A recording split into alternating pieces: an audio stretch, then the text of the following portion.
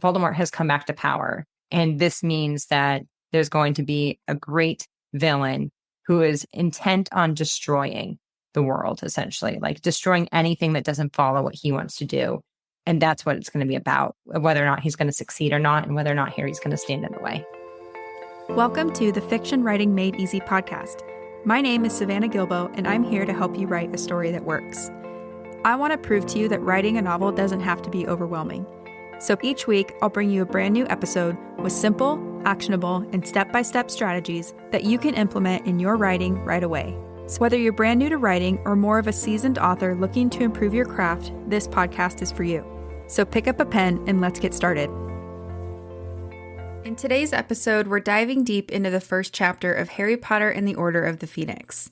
And once again, I'm joined by a very special guest, Abigail Perry, who is a developmental editor and the host of an amazing podcast called Lit Match, where she helps writers find the best literary agent for their writing and publishing careers.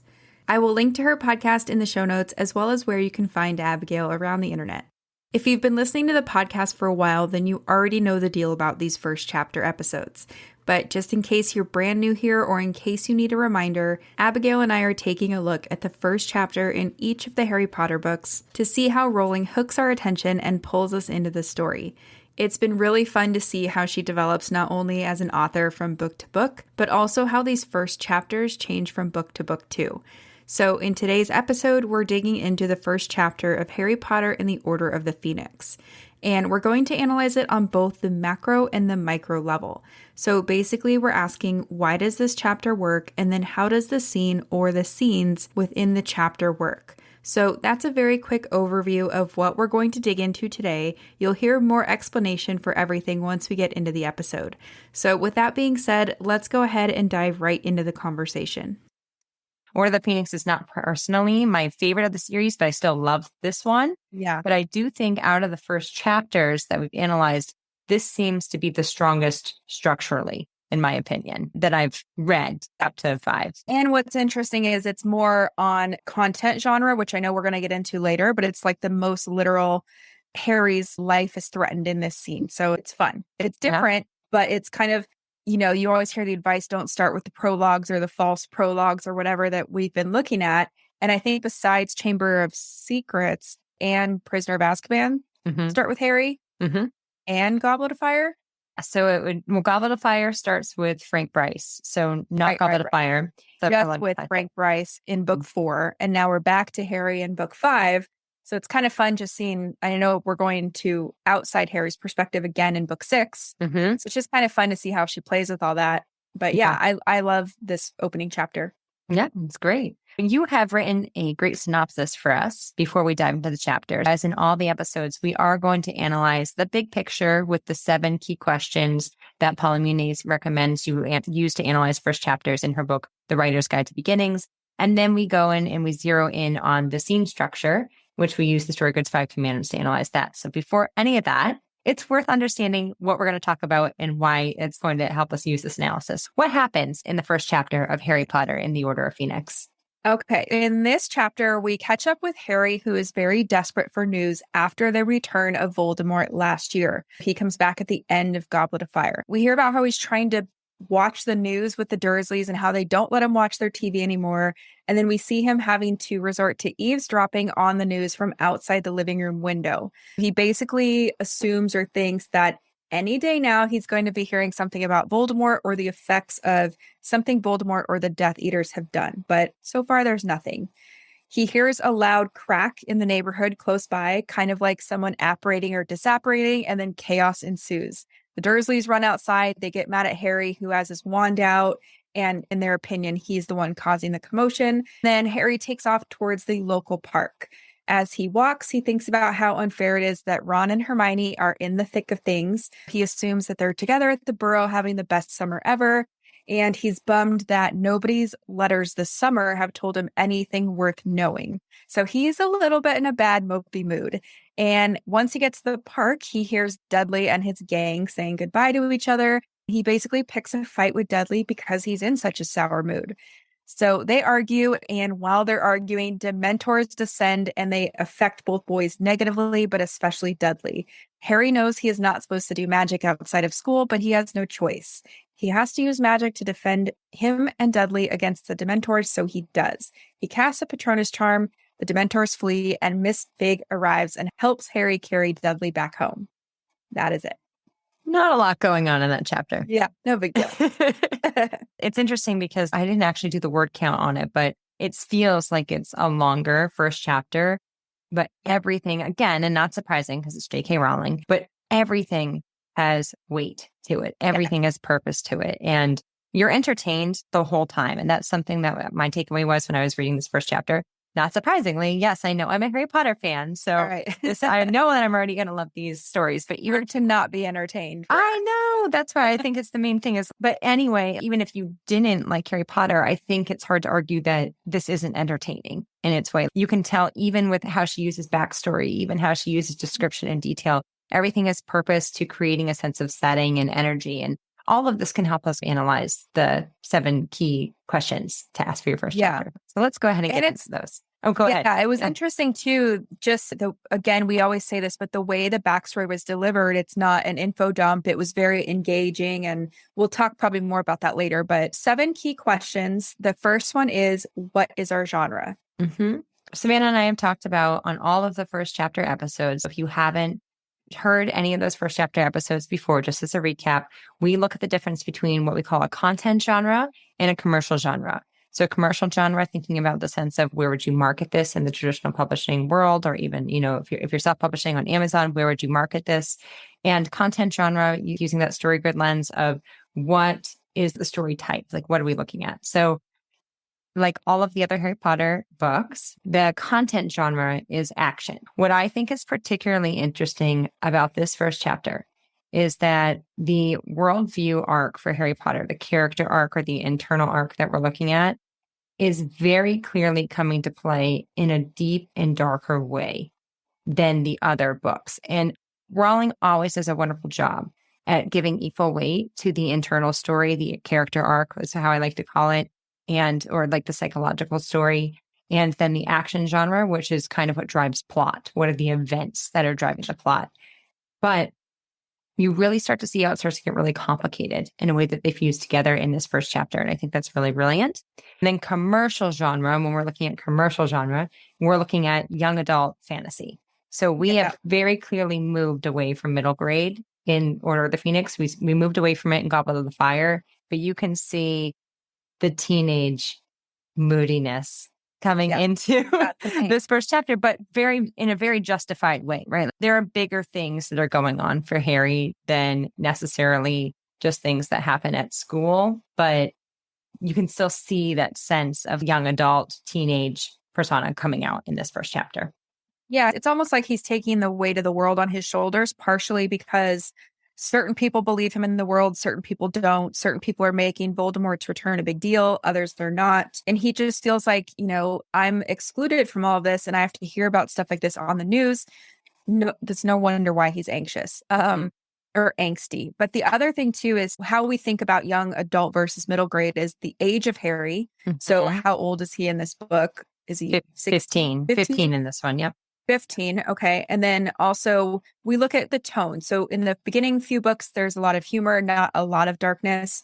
We've definitely crossed into the darkness territory. Yes. We get a lot of that through the backstory, just Harry's mood, the setting, things like that. The Dementor showing up in little whinging. So yeah, the sophistication level of Harry is at a different level now. And it's partly due to his awareness of the world and how the world works around him. And there's no humor in this first chapter. At least I didn't really see a sense of humor compared to those middle grade novels, which is something else that we've talked about.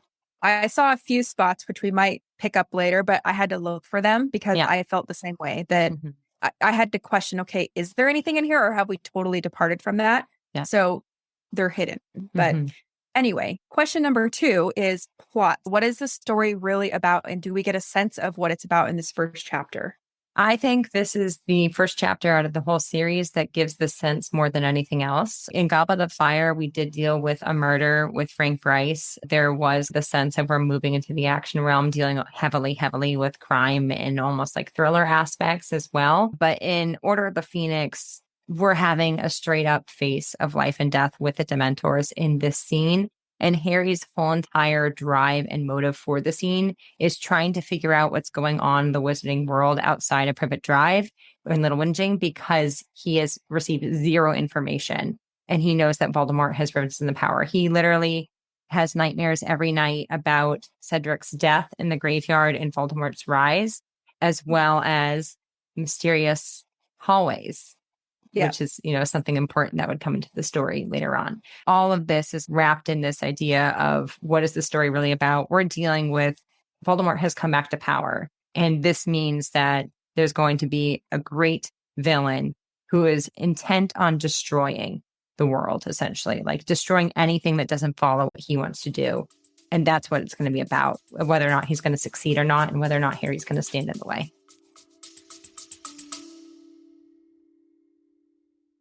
Have you been dreaming of writing a novel, but you don't know where to start? Or maybe you've tried writing, but you keep getting stuck halfway through a draft? If so, I have a free training you're going to love. It's called 3 Things You Need to Write Your Novel in 2025, and in this free 60-minute training, I'll share the exact same process my clients and students have used to go from idea to completed manuscript in just months, not years. You'll also learn why most writers never finish their drafts, and spoiler alert, it's not a lack of talent or good ideas, as well as how to overcome feelings of perfectionism, self-doubt, and overwhelm that stops many new writers in their tracks. You can register for this free training at savannahgilbo.com/masterclass. So one more time, that's savannahgilbo.com/masterclass to register for the free training. I hope to see you there.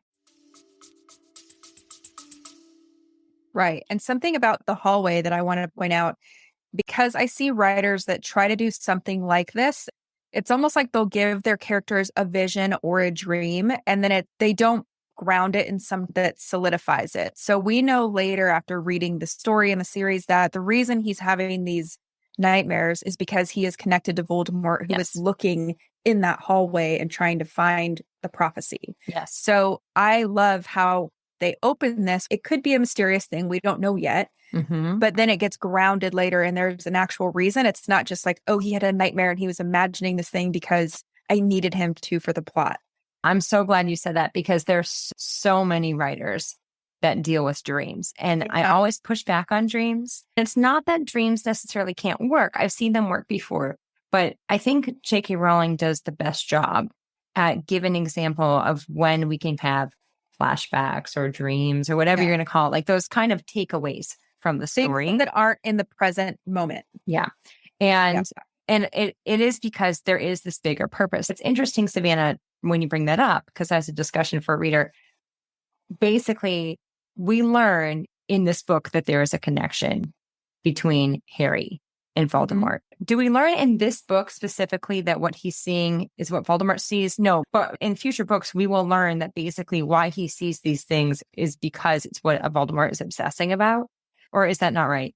I can't remember, because I know there's the part where he sees this Nagini attack Mr. Weasley. Right. That's in this book, right? Yep, that's the book. That's when Dumbledore kind of starts ignoring him and not... Dumbledore ignores him until that moment. And then after that moment, Dumbledore makes the connection. And then he says Snape has to teach him occlumency. Right. So yeah, I don't remember if when Harry learns it or when we learn it, but either way, it's in this book or the next book. And I think what you're getting at is it's grounded in something. There's a reason for it. It's not just, like you're saying, a lot of writers use dreams or whatever out of convenience. Right. And then there's like nothing grounding it. So this is the purpose of the plot. Right. Seeing these things, basically what he's seeing with this hallway is the Department of Mysteries, which is where the climax of the whole entire book is going to be. It is something that Voldemort is either obsessing about or planting in Harry's mind, because eventually he's trying to lure Harry to the Department of Mysteries so that he can pick up the orb. The whole thing here is that there's great purpose to plot, but it also torments Harry psychologically. And I think that's kind of the brilliance. It's really doing double duty here, where it's more than just a dream, and it's not even really a dream, right? So it's like, it's more than just a dream. The graveyard scenes are dreams, but he actually just talks about them. And it goes back to the Goblet of Fire and why it's not prologue in disguise, because yes, like chapter 2, Harry Potter is waking up to the dream, quote unquote, but that's not really a dream either. That happened. Something interesting. It's bigger than just, oh, and now I had this dream and it made me reflect on my emotions. It has purpose to the plot. Or I see dreams where the character's like, that was weird. I wonder if something's going to come of that. And it's like, okay, not that too easy. Right. Yeah, right. It's too easy. It's all out of convenience. But yeah, this is a great example of using this kind of technique. And also the scene is not about the dream. That's right. It's a throwaway thing. It's something Dudley, his dream with Cedric, at least, he uses to throw back against him to create conflict. But we're not putting his whole nightmare on the page. That's right. And I see a lot of writers do that where it's like pages and pages of nightmares or dreams. Then a character wakes up and the advice is make sure they have a decision in every scene. And it's like, well, now am I going to go to work or am I going to stay home? Like we don't want to be building scenes around the dream or the whatever in most cases. Right. So, good. This was a good example of how to do it. Mm-hmm. Okay. So question number 3 is point of view. What point of view are we in? Who's telling the story? We're with Harry Potter, third person limited or third person close. This is really important too, because a lot of this first chapter, we're getting into, and we'll talk about this more in question number 4 about character, but we're getting into Harry's anger. And there's a lot, we're sitting a lot with Harry and his emotions. But again, with that point of view, yes, we're following Harry the closest. You need to see where his feelings are, but we're not info dumping about his feelings. So. Right. And I thought it was interesting. She again did that thing where she kind of zooms out and into Harry. Mm-hmm. So the beginning, she talks about basically Privet Drive and what's going on. And then we zoom into Harry. Another thing I noticed too is that we hear snippets of the conversation between Vernon and Petunia. And some writers might think that that is like an omniscient narrator, but we're still in Harry Potter. He's in his head. He's right under that window hearing it. That's why it's allowed. I think it makes it even more interesting because we can see that. I mean, there's conflict with it, right? No one likes to be talked about. Right. Harry's used to it by now, unfortunately. Right, exactly. And it's kind of like second nature to him with that house. But yeah. Okay. Question number 4, you were kind of getting there is who do we care about the most? Yeah. This is why I think this chapter is the one that I sat with the most, because again, I've talked about this in previous episodes, but for me, characters are the most important. You have to have plot, you have to have setting, you have to have characters, you have to have all of these elements of story. I just tend to, in my own personal, as a reader perspective, I lean a little bit more towards when I can really connect with a character. And even in the opening description of Harry, it's interesting because in the first chapter, Rowling still does give some description about Harry, but the character's description, it describes him as the scrawny boy. He's wearing the baggy clothes, things that we've seen before. And I caught myself, because as a reader, as reading this, because I know Harry now, because it's book 5, because I know that in the ending of book 4, he witnessed a murder, and you're going to be a whole different person after you witness a murder. We're going to see this when, oh my gosh, I'm forgetting Savannah, the horses. What are they called? The skeletal horses that he sees. I'll get there. We'll come back. Yeah, we'll come back to it. By saying that you forgot. Yeah, we're now going to see those horses that are skeletons because he's witnessed this murder. We know, because of the previous books, because you've been following this in series, why you care about Harry so much. Like, this boy has been through enough and just continues to be battered and beaten. And he's 15. He's still so young. All of this you see, and you see he's hiding in a hedge to see if he can listen to news because he feels like he's isolated from the world. And that's a big part of this. You see how the Dursleys treat him poorly. Vernon Dursley literally wraps his hands around Harry's neck when he finds him into the bush. Yes. And I see Savannah just sent me a message. Thestrals. That's right. Yeah, that's what they are. I couldn't remember it. Yeah. No. Just on the spot things. If I was off camera, I bet I would have gotten in a second. Yeah. But anyway, so it's this idea here of like, you see how poorly he's treated, and he's sympathetic in that light. But we're at a different level here in Order of the Phoenix in this first chapter. The baggy clothes and things that you see, you kind of see that in the first books. It's more, oh, he's being treated poorly by the Dursleys. And that makes you sympathetic to him. Now you see him as this boy who is tortured by trauma. Yeah. And it's making him angry. And what I think is so interesting in this first chapter is that Harry actually acts quite out of character. In Order of the Phoenix, there will be critics who would say, oh, Harry's annoying in that book. He's so moody. We have to remember like, he's borderline possessed. There's right? 3 things going on. So he witnessed the death of a friend. That's a huge deal. He's a moody teenager with hormones, and he's possessed by Voldemort. Right. So, There's a lot. What I think is so interesting is we need books 1, 2, 3, 4 for this moment, because in 5, the first chapter 5, my heart just goes out to him because he's so angry. Yeah. And he feels so isolated to the point where deep into the first chapter, he actually initiates bullying of Dudley. Right. That's what I mean when I say that Harry's out of character, because in books 1, 2, 3, 4, we've seen Dudley bully Harry.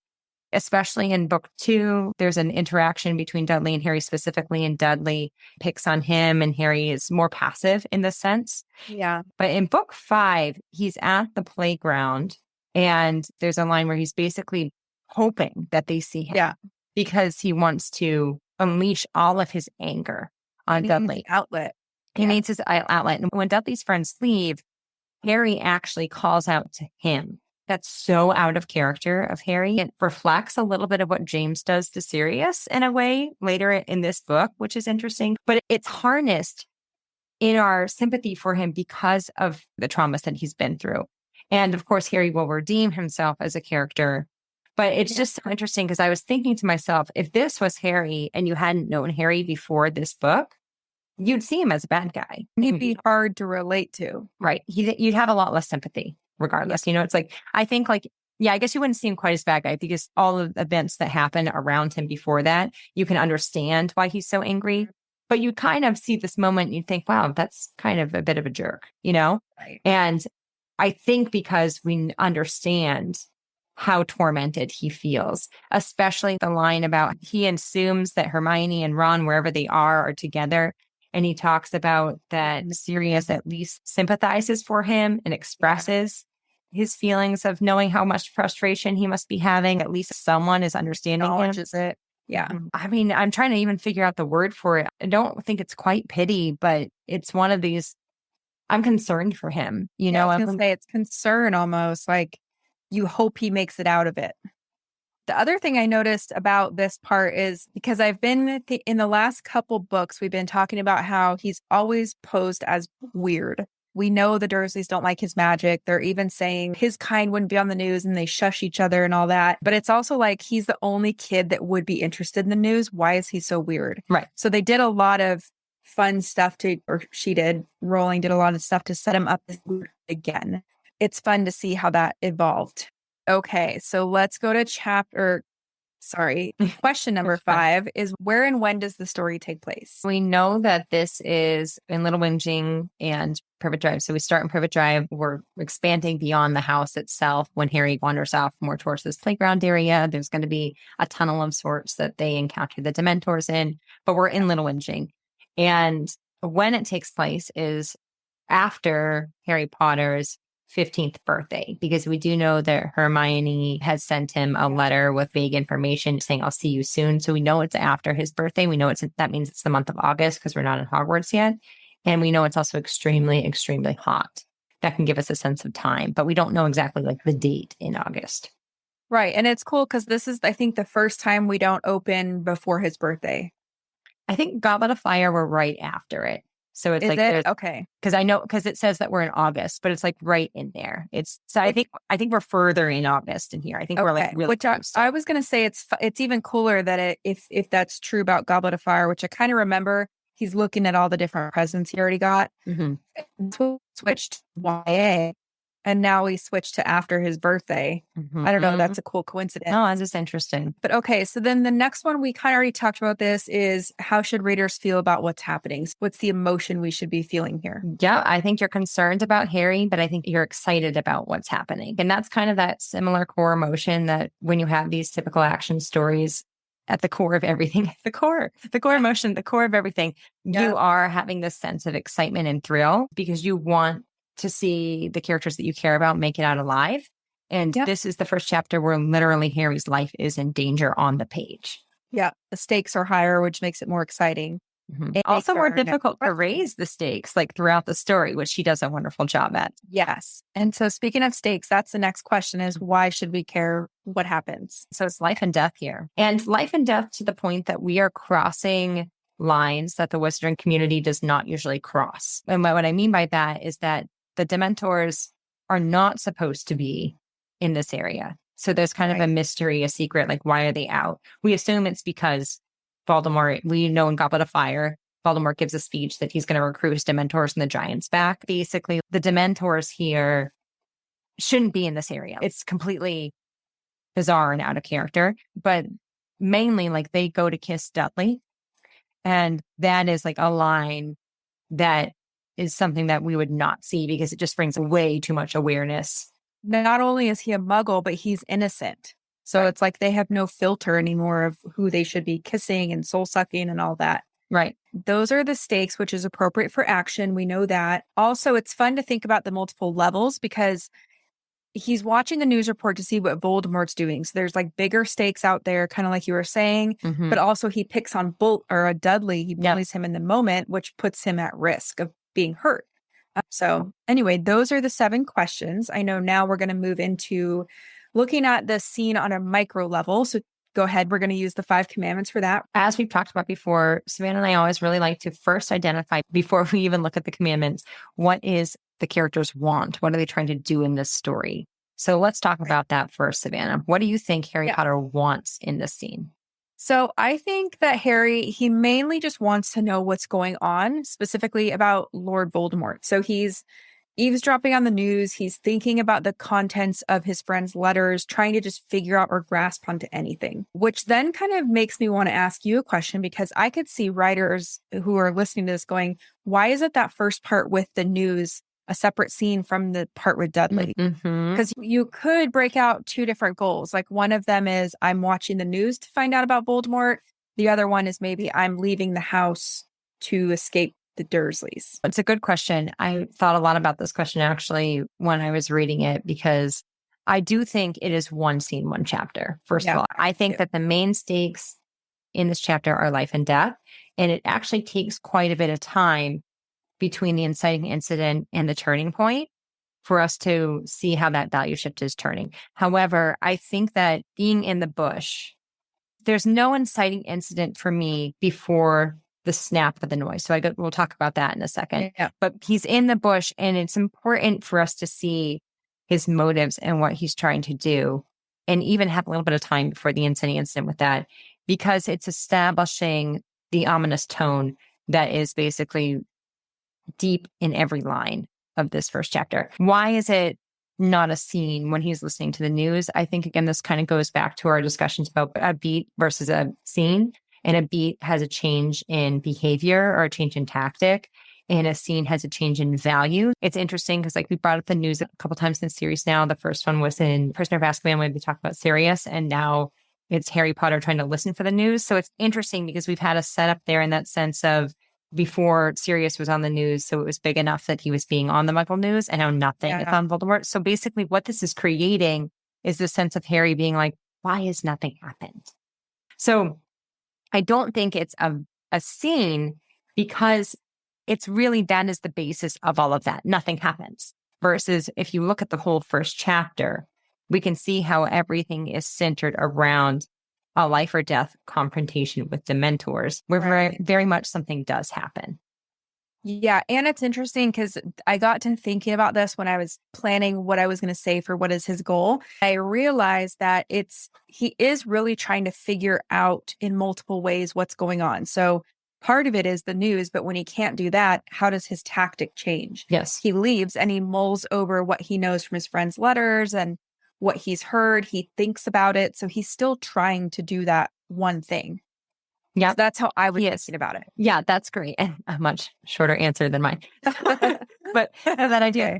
The other thing I wanted to say was something that made me very interested in this first chapter is I can see almost a 5 commandments for the internal arc and 5 commandments for the external arc.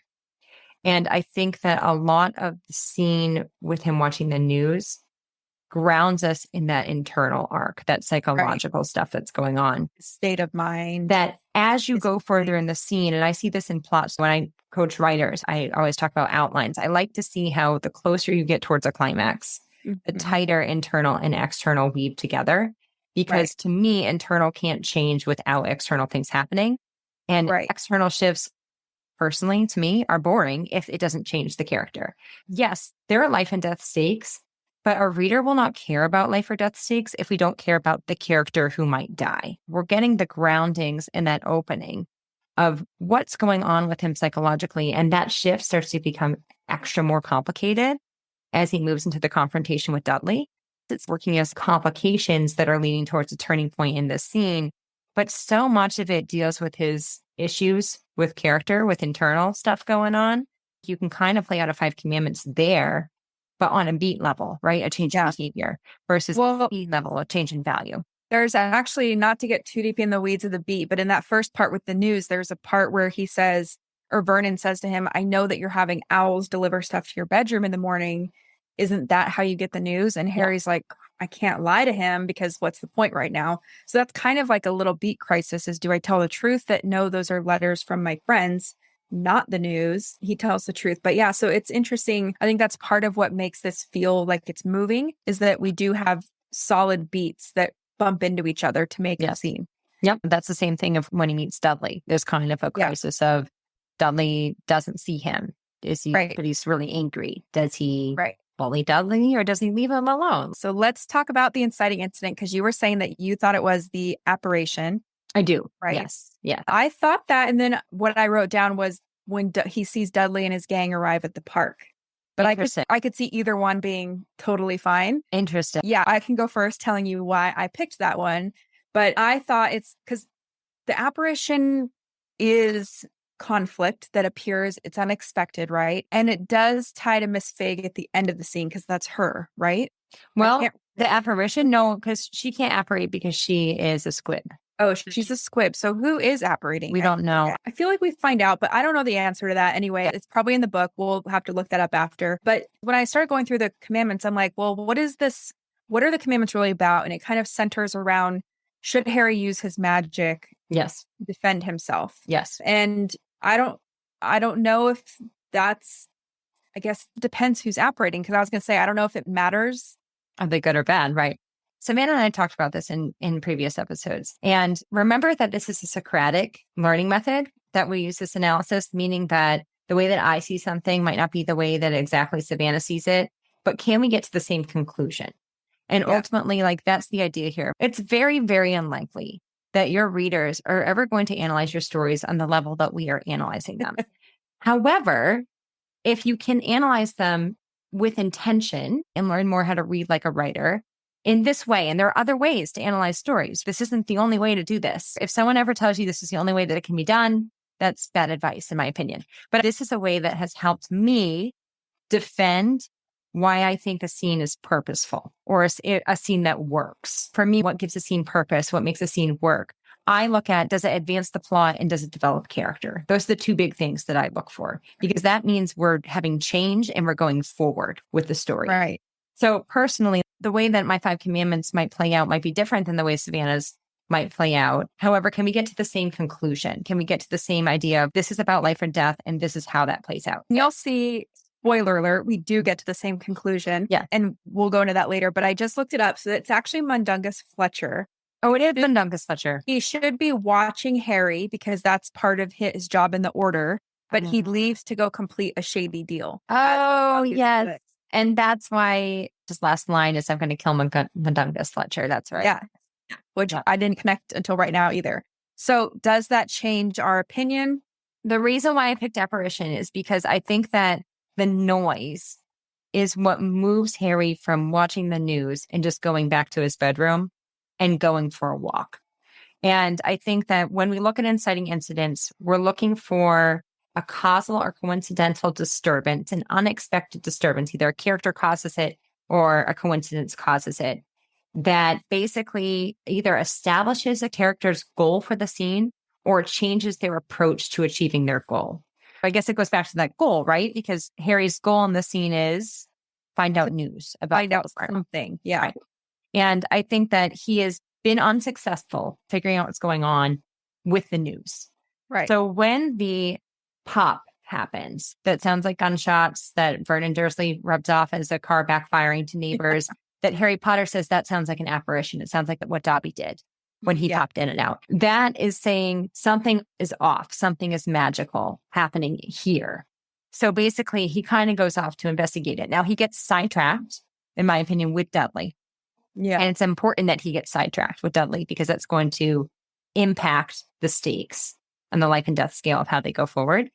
But for me, it's that idea of ultimately it's going to deal with, does Harry use magic or not to fight the Dementors? And that is referenced multiple times up leading to the Dementors about how he knows that he can't use magic. The family knows that he can't use magic. It's basically the root of the bullying between Dudley and Harry. Is he going to use magic or not magic? When the character apparates, it's what draws him away from the house. And that to me is what kind of created that disturbance of let me go figure out what this is, which then started to move the life or death stakes. Because if he is at the Dursleys, really nothing can happen to him. Yeah, right. That's interesting because I'm trying to read the exact text because I took it a little different where he gets in the fight with the Dursleys and he almost is so angry that he doesn't know what to do. So he leaves. Yeah. And then he's like thinking about kind of all that same stuff. Like, who was here? Are they following me? Why haven't they approached me? And he's just kind of leaving to go to the park. I'm trying to look and see if it says somewhere in the text, but I'm not finding it right now. Either way, I know we're about to get to the same moment. So I see your point totally. I'm thinking if I should argue the Dudley part for fun. You should. It's interesting, Savannah, because not that like books and films are different, but the opening scene of the film cuts out the whole entire part that I just argued and stuck with the meeting Dudley on the playground. So at the park. Right. So go ahead. Talk about that. Another thing I always think about too is what's the chapter title? Because in most cases through these analyses, it's Demented Dudley, I think. Yes. So most of the analysis we've done, it's always seems like the chapter title relates to the main point. So that was just another thing I was looking at. But I thought, okay, actually, let's go ahead and then I'll go back to the inciting incident because it relates. We both agree that whatever it's the turning point, which is the moment that changes things, changes the values, forces a crisis decision, is the Dementors are in Little Whinging. Yes. So the crisis then becomes, should Harry use magic to deal with the Dementors, even though he's not technically allowed to? Mm-hmm. Right? We agree on that. Mm-hmm. And then the climax is he casts a Patronus charm. The resolution is the Patronus saves them and fights off the Dementors. And then Harry successfully gets Dudley home with Mrs. Fig's help. Mm-hmm. So are we on the same page with that part? Yep. But let's go back to the turning point because I think that this turning point, so remember that a turning point is an action or a revelation that forces a character into a crisis decision. I want to expand the discussion a little bit about the climax because I had some questions for you. If we know the crisis, it's a best bad choice. Dealing with the idea of, do I use magic and risk expulsion? Or do I die? Maybe even a fate worse than death, where it's a Dementor's kiss. We know that's the decision. With the turning point, then the stars go out. It freaks Harry out because what can do that? Dudley thinks it's him. Yeah. And I have this page open, so I'm just going to read snippets of how it unfolds. Yep. So Dudley insults him with Cedric, and it says Harry's pointing the wand directly at Dudley's heart. Harry could feel 14 years of hatred of Dudley pounding in his veins. What he wouldn't give to strike now to jinx Dudley so thoroughly he'd have to crawl home like an insect. Struck dumb, sprouting feelers. Then it cuts off. There's some conversation. Dudley's kind of saying, "Don't point that at me." And then he does this loud gasp. Like you said, something happens. The star-strewn indigo sky was suddenly pitch black. The balmy evening was suddenly piercing, bitingly cold. For a split second, Harry thought he had done magic without meaning to, despite the fact that he'd been resisting as hard as he could. Then reason caught up with his senses. He didn't have the power to turn off the stars. He turned his head this way and that, trying to see. Dudley's terrified voice comes in. He's like, "What are you doing?" Mm-hmm. Harry stood stock still, turning his sightless eyes left and right. The cold was so intense that he was shivering all over. Goosebumps had erupted on his arms, and the hair on the back of his neck was standing up. He opened his eyes to their fullest, staring blankly around unseeing. It was impossible. They couldn't be here, not in little whinging. He strained his ears. So I think at that moment, it's like the Dementors Revelation. Yeah. Yeah. It's like an action that caused the revelation. So that's so interesting because I was looking at this and like, we know it's about the Dementors. The turning point is basically the Dementors have arrived. Yeah. Like if you were to generalize it, it's the Dementors have arrived. And then it's the idea of like, is there a moment that could be considered a turning point that causes a crisis? Or can it be generalized in the grander scheme of things? That's something I found interesting for this chapter because ultimately, if the Dementors don't arrive, there is no crisis. However, and maybe this is just an argument of how to understand how to raise stakes. The lines that I had pulled out for consideration, if you were to pick a turning point that was a little bit more specific within the Dementors arriving, I had the line that you just read about the stars going out. Something had happened. The star-strewn indigo sky was suddenly pitch black and lightless. I had that. So there's that, which basically says, hi, the Dementors are here. Then there's the line that's the confirmation. A towering hooded figure was gliding smoothly toward him, hovering over the ground, no feet or face visible beneath its robe, sucking on the night as it came. There's also the line that you just said, it couldn't be. He has that revelation. There's that. Right. There's another one I just saw too. It says, but he fell silent. He had heard just the thing he had been dreading. To me, that's when it's like, it's the Dementor. And then there's the one last thing that made me think about, because if the crisis is about, do I use magic or not? There's one moment right before he's scrambling on the ground. I forgot exactly I did. He's scrambling on the ground. He actually, because the main spell he's going to use in the scene is Aspecto Patronum. Yeah. Hooray. We always love that one, right?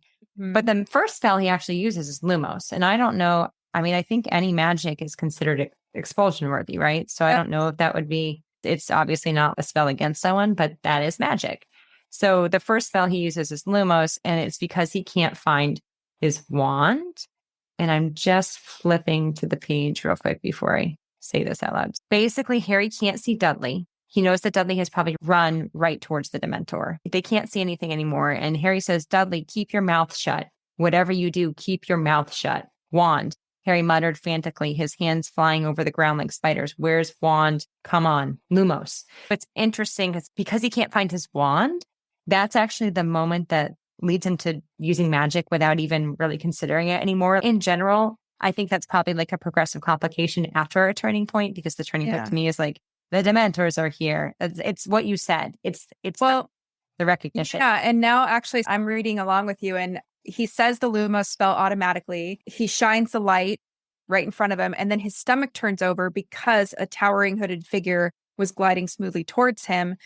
And I think it's in that moment, maybe that's what I would pick as the specific moment where it's like he has to use more than just a light spell. That's right. You know, because in theory, he doesn't probably believe this, but in theory, the Dementors could glide over them and leave. Mm-hmm. But when it's coming at them and Dudley's being an idiot, he has to do something major. There's a big element here. Yeah. With Harry has a responsibility with Dudley. It raises the stakes in an extreme way in this scene. Right. Because if this were just Harry, I mean, it's Harry. He always is going to fight them. There's a whole nother layer of danger here because Dudley is completely helpless, which means that Harry can't just fight for himself. He needs to make sure that they both get out of here. Yeah. There's this other part too, where when the Dementor is kind of closing in on him and he's got his fingers around his throat, he's hearing Voldemort basically from the graveyard. He thinks about how he's never going to see Ron and Hermione again. And then their faces burst clearly into his mind. So you could almost look at that too as a turning point where he goes from not succeeding or not safe to having that gusto to do it. But either way, we're all saying the turning point is the Dementors arriving. And however long we want to spread this turning point out, it doesn't matter. What matters is the turning points have come. Harry has to either use magic or not. If he doesn't, fate worse than death right there. Which that leads you to climax, right? Now, the reason why I wanted to talk about climax a little bit today is because climax is usually what I say is climax is Harry acting on the crisis. Yeah. So it can be quick. It can be like, okay, the decision is made here. Let's say the decision is made when he uses Lumos and the next Expecto Patronum. Like that's the decision. But in Order of the Phoenix, we have kind of this grand climax. Like it's the fight against the Dementors, right? So do you think that in this case, the climax could be a little bit lengthier than he uses magic? Or do you think that he uses magic expands upon the whole confrontation with the Dementors? Does that make sense? Do you know what I'm Yeah. So, I mean, it's funny because we're always on the hunt for the most specific answer. And we keep trying to find these and then we end up with the same general conclusion. Part of me is like, I don't know if it matters because we're saying the climax is he uses the magic however many times he's going to use it. And then the resolution is they're safe. The turning point also, like you said before, I think shows him that the Dementors are out of control. This is very weird. So they're safe. They're also informed of a bigger issue. Or Harry is, at least. It's a good question because if we were coaching a writer on this scene, we would probably want to know what is the moment of the climax. Because we both liked that sentence that said a towering hooded figure was gliding smoothly toward him. And the thing about, so using Lumos, it doesn't have any fighting ability. It's just to see. Right. So I'm going to say my answer is the towering hooded figure was gliding towards him. So it's now attacking or coming to attack him. The crisis is, what do I do? And the climax is the first expecto patronum. Yes. That's my final answer today. I think that climax as expecto patronum is much more interesting than Lumos. Yes. But Lumos, that's what I was saying, like Lumos works as a complication leading to the climax. It was an interesting way to raise the stakes before the big action. And just so everybody knows, there's literally a paragraph and one sentence in between these two moments. Right. That's so this is why we sometimes spiral or we overthink things because we're like, and don't do that if you're doing this to yourself. It really doesn't matter because we came to the same conclusion. Right. But go ahead. No, I was going to move to the inciting incident. Oh, I just want to say one thing about the climax. So I will say we need more of a description of this climax. It doesn't mean you need pages. Right. We need more than one paragraph in this climax. Right. The pace is quick. When you get in action scenes, the sentences will be shorter. There's a trick. I forget where I read it now years ago, but I use it all the time on that. I think it was James Scott Bell, probably one of the references. I love it, right? I think it was one of those things where he said, psychologically speaking, when you think about it, when you're writing with pace, the shorter sentences, even as a reader, even though you're not reading it out loud, you start to hold your breath because if you were to have shorter sentences, and when you hold your breath, your heart rate goes up. If you're writing an action scene, you might need to just write out more and be able to take out half of it probably. But ultimately, we need to see more than just one spell. And that's the end of it. We've won. The description within this action is Harry fights off his, but then Dudley is there. Like the Dementor is inches away from Dudley. And there's this beautiful description of his stag coming down and kicking it with its antlers. And just so visually wonderful. It's interesting because I wonder if we could argue is everything after expecto patronum the resolution? That's my question. Yeah. I'm going to say yes, just to make it clear and easy. We'll say expecto patronum because the question is, should I use magic to fight them? Right. Using the Lumos spell was just illuminating the way. He's already in trouble. Should I take it a step farther and engage with the Dementors? I'm going to say that's the climax and then everything else is the resolution. But again, it doesn't really matter because we got to the same conclusion on all of this. And except the inciting incident. Because if I think about the apparition, it doesn't necessarily connect to this if it's Mundungus Fletcher, which at the time I was doing my analysis, I thought it was Mrs. Figg. So my brain was kind of in the same spot. But Dudley and them lingering to argue in the park, I think it takes Harry out of the I need to figure out what's going on. And it centers his focus somewhere else, which is now he's going to take he's not literally thinking this, but he is acting as if he's taking things out on Dudley, which causes them to linger in the park, which causes the Dementors to find them. So that's how I was thinking, but I don't think it's wrong to say the apparition. It's the first magical surprise, right? So one more time for listeners, you would say the inciting incident is Dudley and his gang. They're kind of not arriving. They're passing by where Harry can see and hear them. He gets seeing Dudley that is unexpected because he thinks he's at Pierce Polkus's house. And it's the thing, like, let's just pretend that Mrs. Figg was walking by. It's not going to change the trajectory of his goal. That's true. Necessarily, unless she's like, hey, come play with my cats, Right. But Dudley is his next biggest trigger. Right. And then all the thoughts of like, what's Voldemort doing? They go out of his head. This is so interesting because like if you were to say that was the inciting incident, because I agree with you, I think that it had to be a character that he wanted to basically interact with to the point. Like there's a line where Dudley actually doesn't see him and is going to go on with his evening. And Harry's the one who's like, no, we're going to get into it. If you were to do that, where would the apparating, Mundungus Fletcher apparating, where would that fall? What would happen with that? Because you think that he would have walked away from the house just because he was mad at Vernon and Petunia. That's what basically, okay. Yeah. And that's where I had seen it differently, because I had seen it that he walked away because of the apparating. So I think that would be it, right? That would be the difference. Right. Is he walking away regardless? Or in the same situation with Dudley, is he going home regardless? Basically, what's the unexpected disturbance that keeps him in the range of danger, right? Right. So it's really however you interpret it.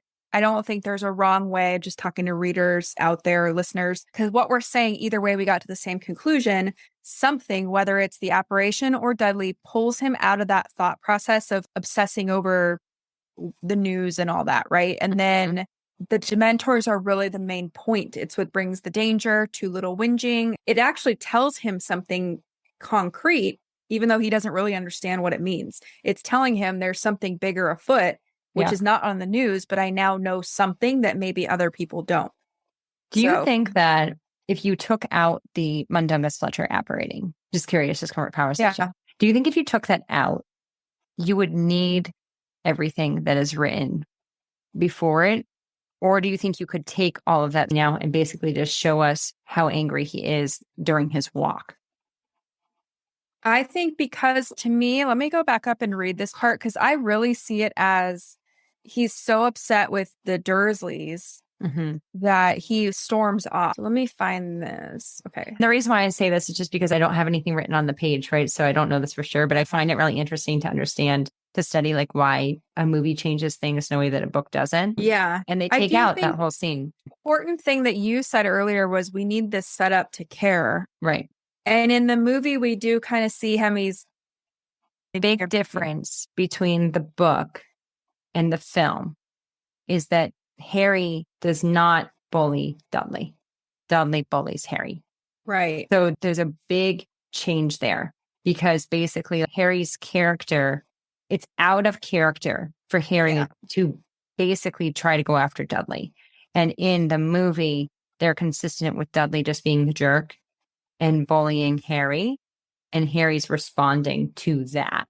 So I just found that a really interesting change, and I hope I'm remembering it correctly. But I think, and I actually remember this as a feeling, because when I'm watching the opening of that movie, it is so much darker, quieter, and like you can just tell. So it's almost like they're setting up the atmosphere with the visuals instead of him under the window. So the Dursleys, Vernon says, "We're not stupid, you know." Harry says, "Well, that's news to me," his temper rising. Before the Dursleys could call him back, he had wheeled about, crossing the front lawn, stepped over the low garden wall, and was striding up the street.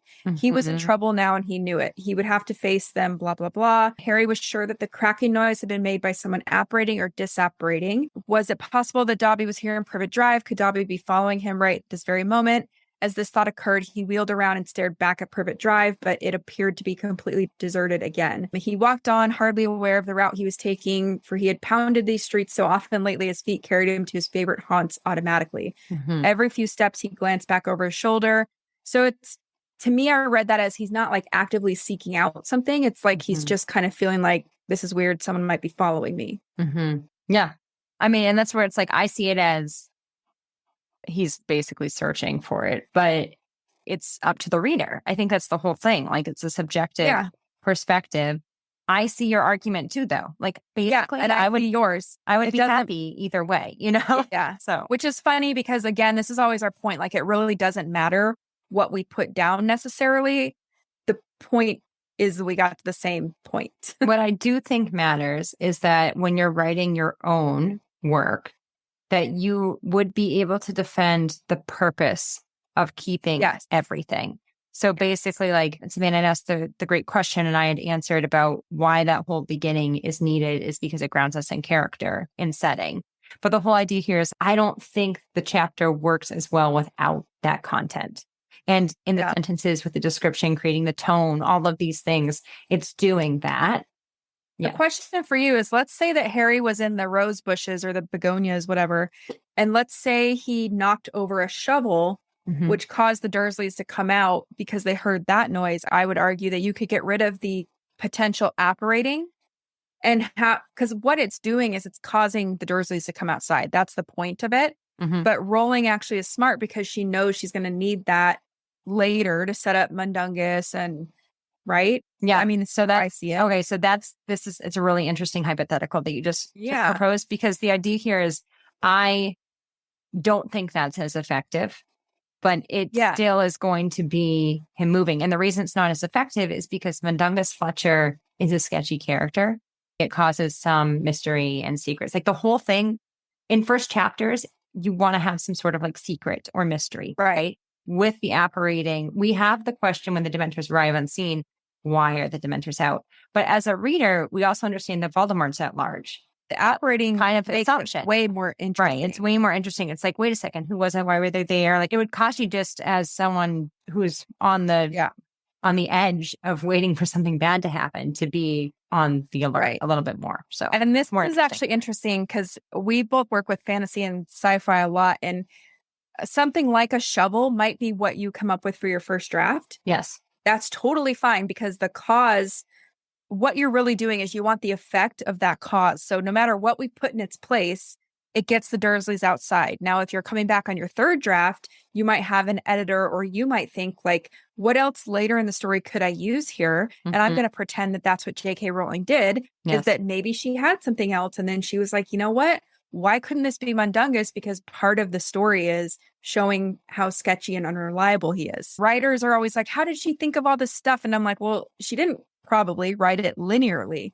You know, she might have had something like a shovel or something that fell off the windowsill that got the Dursleys out and that got them to fight with Harry, that got him to leave the house, that got him to the Dementors. Yep. You know, but then later she may have gone in and changed it so that it's more interesting, cohesive. Definitely. And that's where I think two big things happen before we start to deal with Dudley and the Dementors that are brought up consistently. And it's the idea of I can't use magic. If I use magic again, I've already gotten a strike with this. If I use it again, I'm expelled, right? And the other thing is that Miss Fig is brought up. And she's mentioned very early when he's hiding in the begonias. And he's basically saying that she's wanted to spend more time with him.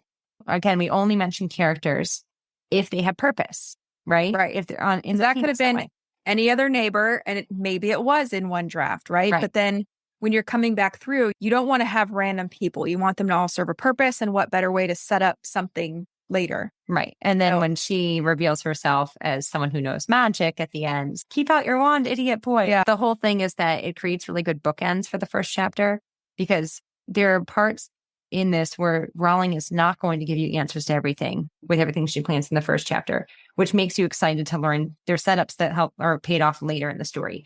And there are also setups that are paid off in the first chapter. Right. So regardless, whenever you plant setups, you have to pay them off, but it's just a matter of timing and when you decide to do that and how it affects the plot and the character development. Yeah. And a big difference between, we'll say, amateur drafts and a draft like this is that, again, the scene is not around the mystery. There are little seeds that are planted to create curiosity and intrigue, but it doesn't matter that we're leaving those hanging because we pay off a different setup that is the main point of the scene. Mm-hmm. So, because I see a lot of drafts where it would be like, who apparated in the bushes? And this is the main thing. And then we don't get an answer. And it's like, well, you didn't write a complete scene, you know? Yep, exactly.